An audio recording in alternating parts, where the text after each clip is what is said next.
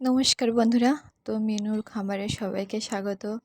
তো বন্ধুরা আমি তো খামারে ৬-৭ বছর যাবৎ কাজ করছি। তো আজকে লিটার সম্বন্ধে তোমাদের কিছু তথ্য জানাবো। সেগুলো অত্যন্ত গুরুত্বপূর্ণ।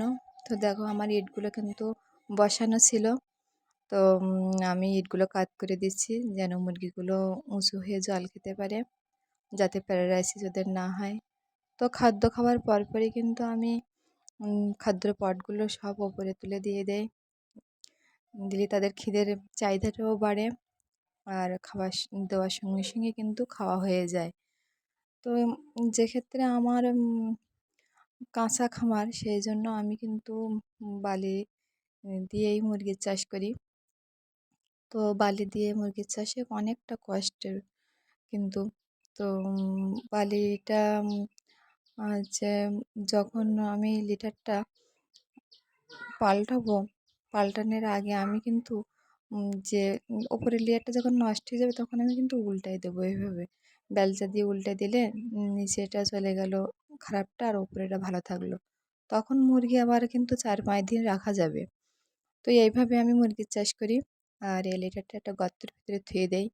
দিলে এখানে ৫-৬ মাস পরে লিটারটা খেতের উপযোগী হয়ে যায়। খুব ভালো একটা স্বাদ তৈরি হয়ে যায় আর ফলনও খুব ভালো হয়। তো খামারে বালির কাজ করাও অনেক কষ্টের বন্ধুরা, তারপরেও করি। আমার ২৫ সালে যে ৪ চালান ৩ চালান আগে মুরগি ছাড়েছি আর এইটা ধরে ৪ চালান। তা ৩ চালানই আমার খুব ভালো লাভ হয়েছে। যাদের ঘরে ১,০০০ মুরগি সেই পরিমাণ, তারপর চেয়েও বেশি পরিমাণে আমার লাভ হয়েছে, সেটাও তোমাদের একটা ভিডিওতে আমি দেখাবো যে আমার কীরকম লাভ হয়েছে।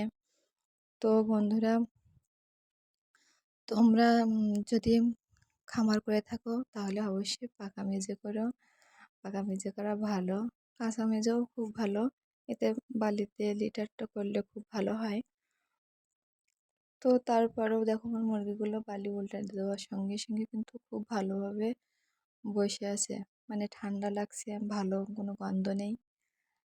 তো আমার এই চ্যানেলটা যদি তোমাদের ভালো লেগে থাকে তাহলে অবশ্যই সাবস্ক্রাইব করে আমার পাশে থাকবে।